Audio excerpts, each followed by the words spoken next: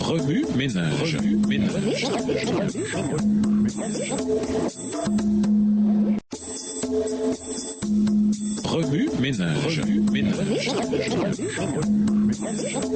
Bienvenue dans votre émission Remue-ménage. Nous voilà à la leçon 4, le don prophétique. Lisons Apocalypse 12, les versets 14 à 17.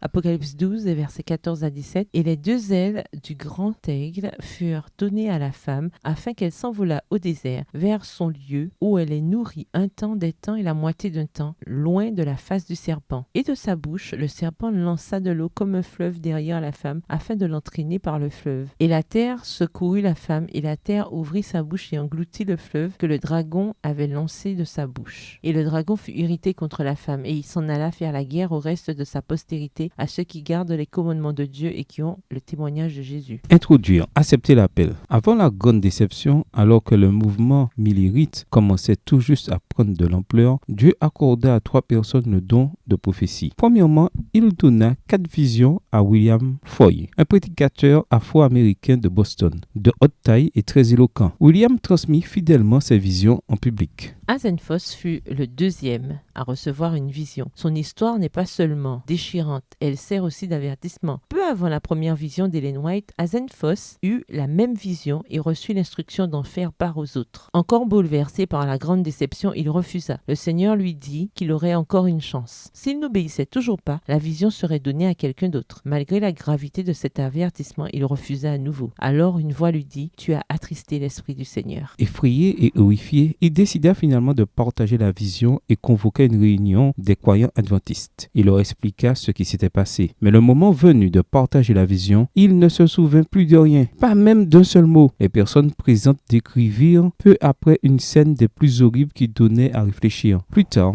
Asenphos entendit Ellen White partager la même vision qu'il avait eue et l'implora d'être fidèle dans l'accomplissement de l'œuvre qui lui avait été confiée, se lamentant lui-même d'être un homme perdu. Dès lors et jusqu'à sa mort, il ne manifesta plus jamais d'intérêt pour les questions spirituelles. La troisième personne ayant reçu le don prophétique, c'est Ellen White. Dieu l'appela alors qu'elle n'avait que 17 ans. Hésitant à partager en public ce qui lui avait été montré, elle lutta contre cet appel, mais finalement l'accepta. C'est ainsi qu'elle devint la fidèle messagère de Dieu pour le mouvement adventiste pendant les 70 années qui suivirent. Remue-ménage, lisez Apocalypse 12 et versets 14 à 17 à partir de la version biblique de votre choix. Si vous êtes pressé, écrivez une partie du passage principal. Vous pouvez aussi paraphraser ces chapitres avec vos propres mots, en tracer les grandes lignes ou en faire une carte heuristique. Au revoir. Et à demain si Dieu veut.